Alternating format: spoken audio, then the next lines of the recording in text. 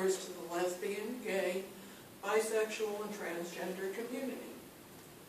The question I ask today is, how can we raise awareness in our school for the community? And how can we gain support from our local communities? Many people don't realize all the resources and information that is out there, but I'm here today to tell you a little bit about it.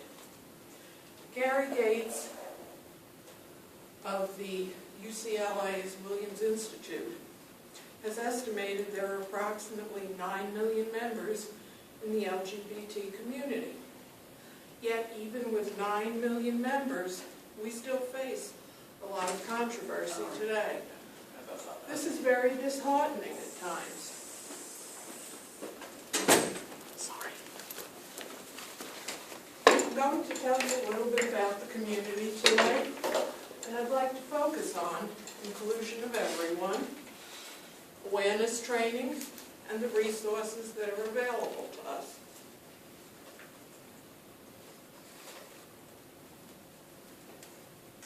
America has been very slow at expanding protection.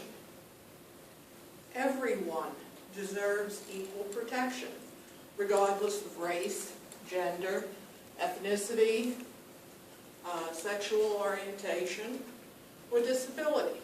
We all deserve the same protections under the law. The Human Rights Campaign is working on the passage of the Equality Act. The Equality Act was introduced to the House of Representatives on March 13th of 2019, and it passed legislation. It's now in the Senate awaiting approval. We're hoping it gets approved.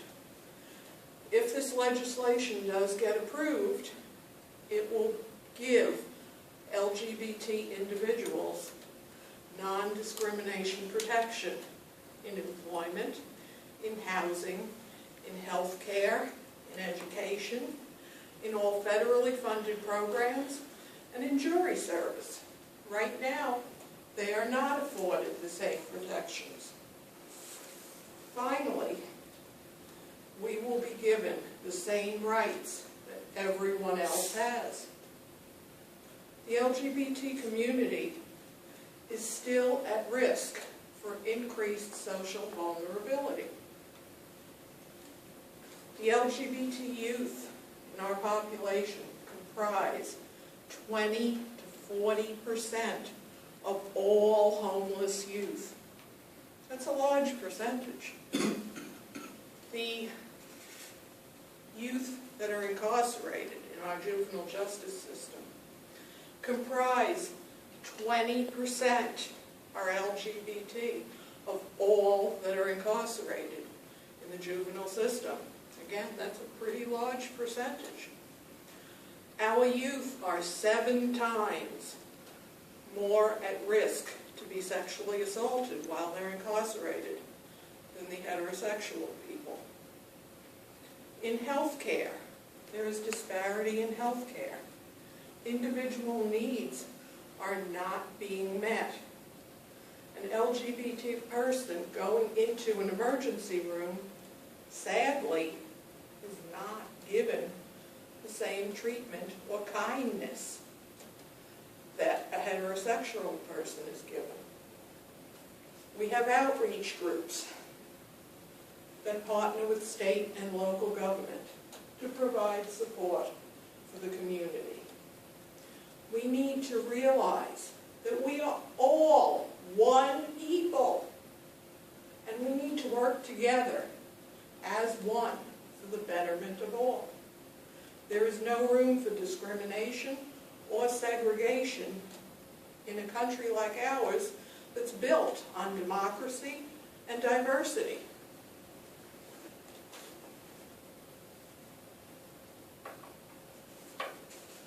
A little bit of history on the LGBT.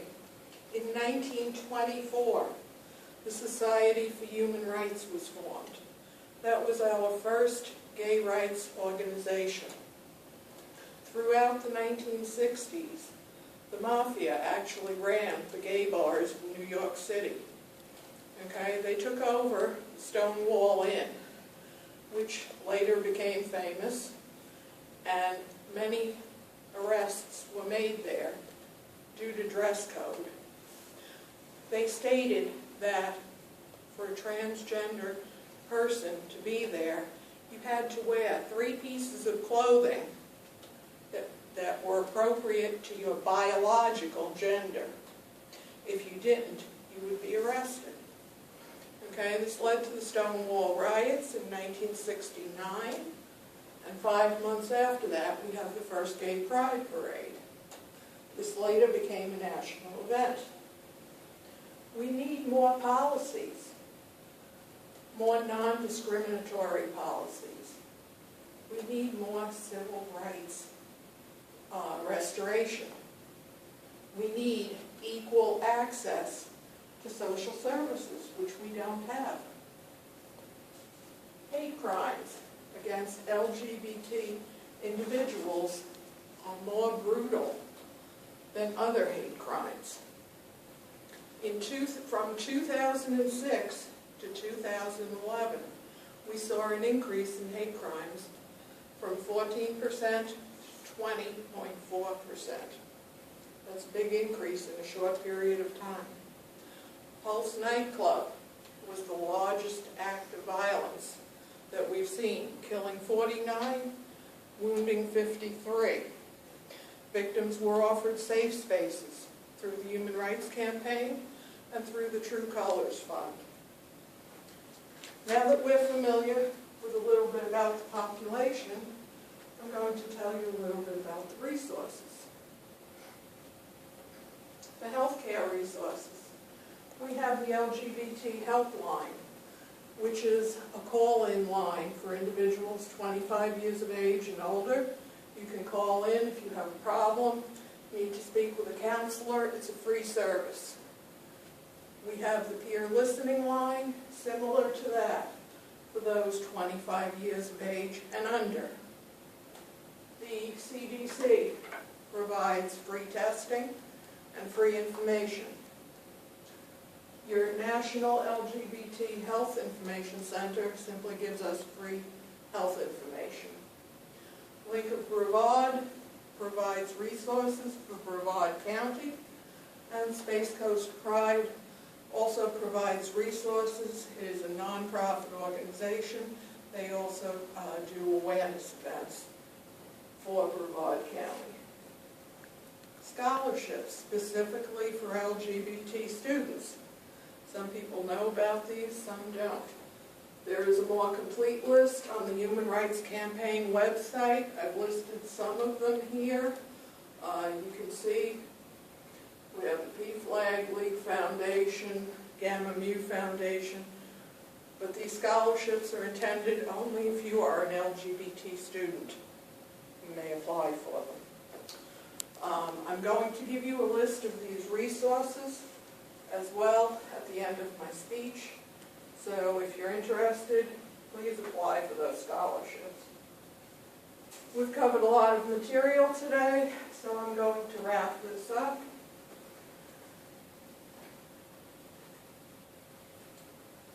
In conclusion, we must have non-discriminatory inclusion of everyone. We must have awareness training and further education. We must have a full library of resources for everyone.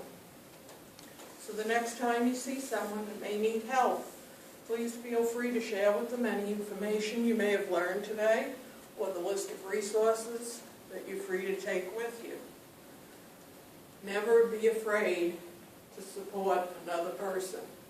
Remember, we are all one people. Thank you.